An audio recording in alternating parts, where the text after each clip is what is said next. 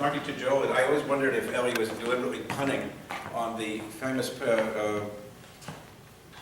painting of Moses with the horns coming out of him, which is actually a mistranslation of the rays of light that emanated from his head. Because when she says, "Are you a Jew?" and then the horns go brum, brum, brum, you know. I think he may have really well been thinking about that.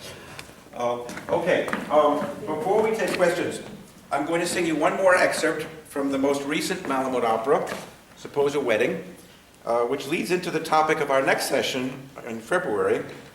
Malamud's drama centers on a retired Yiddish actor who does a monologue taken directly from Ansky's play, The Dybbuk, which will be the subject of our February session. And there's also an opera in Hebrew by Jacopo Kaufmann and Raymond Goldstein, inspired by Malamud's The Jew Bird. I have a recording, but it's not easy to follow for those not fluent in Hebrew. And many of Blitzstein's songs were recently translated into and performed in Hebrew in Tel Aviv, so I'm hopeful that there may be an English language version of that Hebrew opera soon. Anyway, this is my last piece before we take questions. It's called The Rabbi and the Rich Man, and it's taken directly from the Dybbuk.